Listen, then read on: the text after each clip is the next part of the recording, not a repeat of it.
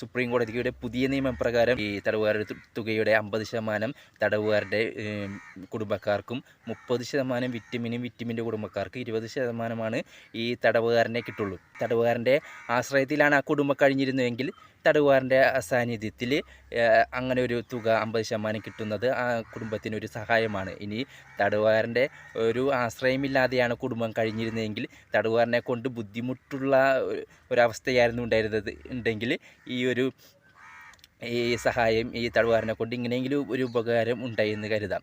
പിന്നെ 30% വിക്ടിമിൻ്റെ കുടുംബത്തിനും അതിനോടാണ് സുപ്രീം കോടതിയുടെ ആ വിധിയോട് പൂർണ്ണമായും യോജിക്കാൻ പറ്റാത്തത്. കാരണം 50% വിക്ടിമിൻ്റെ കുടുംബത്തിനും 30% തടവുകാരൻ്റെ കുടുംബത്തിനും അങ്ങനെ ഒരു വിധി ഉണ്ടായിരുന്നെങ്കിൽ കുറച്ചും കൂടി നന്നായിരുന്നു എന്ന് തോന്നിയിരുന്നു.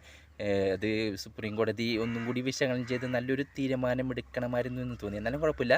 ഈ ഒരു പദ്ധതിയോട് മെജോറിറ്റി ആൾക്കാർ യോജിക്കണമെന്നില്ല. കാരണം അത്രയ്ക്ക് നെഗറ്റീവാണ് വന്നുകൊണ്ടിരിക്കുന്നത് പലരുടെയും ഭാഗത്ത് നിന്ന്. പക്ഷേ എൻ്റെ ഒരു അഭിപ്രായത്തിൽ ഇതൊരു നല്ല തീരുമാനമാണ്. കാരണം ഈ തടവുകാരനെ കുടുംബത്തിനും വിക്ടിമിൻ്റെ കുടുംബത്തിനൊക്കെ ഒരു സഹായമാകുന്നൊരു പദ്ധതിയാണ് ഇത്. അപ്പോൾ എൻ്റെ ഒരു അഭിപ്രായത്തിൽ മുഴുവൻ തടവുകാർക്കും മിനിമം വേതനം ഏർപ്പെടുത്തണം ഈ ഒരു പാറ്റേണിൽ എന്നാണ് എൻ്റെ ഒരു അഭിപ്രായം.